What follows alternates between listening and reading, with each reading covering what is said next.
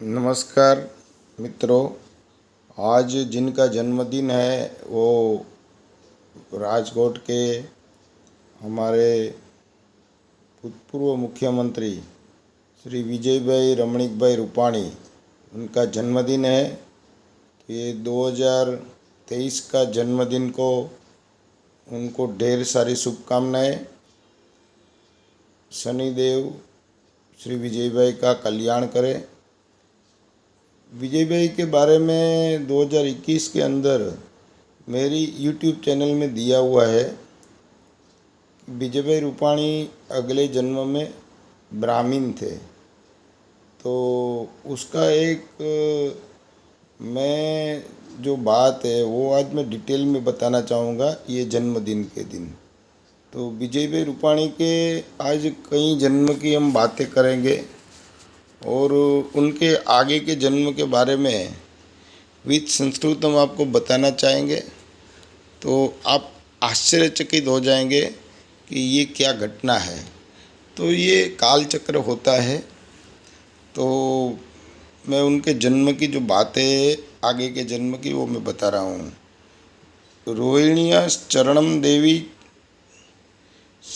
शिवजी ने कहा है कि ये जो जातक है ये पूर्व जन्म में क्या था, तो ये अंतर्भूमि यानी कि मध्य प्रदेश के अंदर वो बुद्धि शर्मा नाम के एक ब्राह्मण पुरोहित थे। मैंने पहले भी बताया कि 2021 के अंदर जब विजय भाई जब मुख्यमंत्री थे वो समय मैंने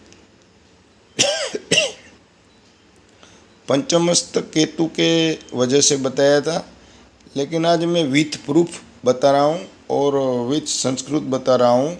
बुद्धि शर्मा द्विज कश्चिदंतर वेद्या बभूव पुरोहितो महाभ्रष्ट पर पाके सदा रत भार्या पररता तस्या चंचला चपला सदा धनम च संचितम तेन। ये कोई मेरे घर की कथा नहीं है, ये जो है वो बता रहा हूँ। तो ये ब्राह्मण पुरोहित थे, लेकिन वह समय कुछ होनी ऐसी बनी कि वो समय महाभ्रष्ट थे। तब वो दूसरों की रसोई बनाते थे। उसकी पत्नी, वो समय की बात है, कई जन्म पहले की बात है, उसकी जो वो समय की जो पत्नी थी वो अलग ढंग की और चंचल एवं चपल थी। तो वो समय में उनको अच्छी पत्नी नहीं मिली थी। तो और राजपुरोहित होने के कारण तब वे दान लेकर उन्होंने काफ़ी धन संचय किया था। तो ब्राह्मण का कर्तव्य है दान लेना, तो उसमें कोई दो राय नहीं है, लेकिन काफ़ी धन संचय किया था। मरणम तस्य वैर जात, ब्राह्मण की पहले फिर उसकी पत्नी की वो समय में मृत्यु हुई है। तो दोनों पूर्व जन्म के प्रभाव से घोर नरक में पड़े। यदि ब्राह्मण बहुत दान लेता है और वो भी राजपुरोहित होता है और जब वो त्रिकाल संध्या वगैरह वगैरह नहीं कर पाता तो फिर काफ़ी नरक में, जो जिनके धन से जो पत्नी भी उपभोग करती है, तो दोनों को बहुत बड़े नरक में जाना पड़ता है, ऐसा लिखा है शास्त्र में। ये शिव जी बोल रहे हैं, मैं नहीं बोल रहा हूँ। तो एक युग तक उन्होंने नरक में यातना भोगी, फिर बैल की योनि मिली। देखो अभी भी उनका जन्म वृषभ राशि में, वृषभ राशि को बैल ही बोलते हैं। तो वो समय बैल की योनि मिली और उसके बाद गधे की योनि मिली, ऐसा लिखा है। देखो मैं आपको रुष योनिम च संप्राप्तो रास बत्वम ततो लभत युगम एकम बरा रोहे भुक्त्वा नरक यातनाम। ये जो श्लोक है पंचम श्लोक है, अध्याय 19 अध्याय है।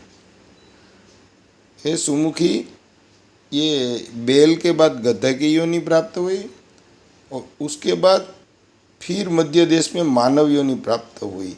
मानुषत्वं पुनर्याति मध्य देशे वरानने अपुत्रता भवेत् देवी कन्यका चैव जायते शरीरे रोगमुत्पन्नम सुखम नैव प्रजायते। देखो ब्राह्मण को क्या क्या ध्यान रखना चाहिए, नहीं तो क्या क्या हो भी सकता है, ये आगे की कथा है। तो हे सुमुखी, फिर मध्य देश में मानव योनि प्राप्त हुई, वे अपुत्री बने एवं कन्या ही उनके हुई। देखो जब बच्चे नहीं होते तो पितृदोष होता है, कन्या ही उत्पन्न हुई, शरीर में रोग हुए और कभी सुख नहीं मिला। अब मैं उसके प्रायश्चित कहता हूँ। तो शिवजी पार्वती को बता रहे हैं, आ कृष्णेति जपेन मंत्रम लक्षम च विधिवत प्रिय होमम कुर्यात् प्रयत्नेन तिलाज्य मधुना सह कुंडे वैर वर्तुलाकारे दशांशम तर्पणम तथा मार्जनम तु विशेषण तत्व ब्राह्मण भोजनम।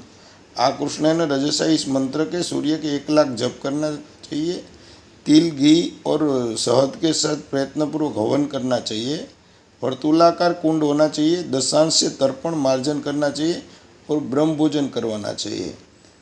10 वर्णाम प्रदातव्या, हे प्रिय, फिर 10 वर्णी गौ का दान करना चाहिए। गुड़ के विधिवत ब्राह्मण को सैया दान दे, तो ये गुड़ का दान भी करना चाहिए, ब्राह्मण को सैया का दान करना चाहिए। शुद्ध वेद पाठी एवं दीक्षित एवं शुद्ध मन वाले ब्राह्मणों को भोजन कराना चाहिए। तो ऐसे ब्राह्मणों को भोजन कराना चाहिए। प्रयागे माघ मासे वे प्रातम स्नानम सभारिया, पत्नी सहित मास में प्रयाग में स्नान करना चाहिए। माघ मास जो आता है तो पत्नी से स्नान करना, ऐसा करने से निसंदेह पुत्र की प्राप्ति होती है, रोग नष्ट होते हैं तथा पत्नी का बांझपन छूट जाता है और मृतवत्सा को पुत्र प्राप्त होता है, कन्या नहीं उत्पन्न होती।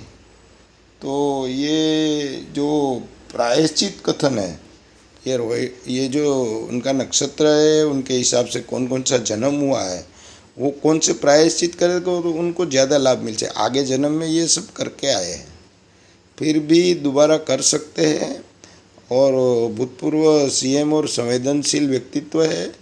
तो ये मैंने करीब सुकर्मा राजपुरोहित ब्राह्मण से लेके मैंने उनके आगे के जो जन्म की कथा सुनाई है, ये आप जान के आश्चर्यचकित होंगे। तो और फिर से राजकोट से Swami Atulanand ji, Atul Adia, my mobile number 8460010008 and 8460040008।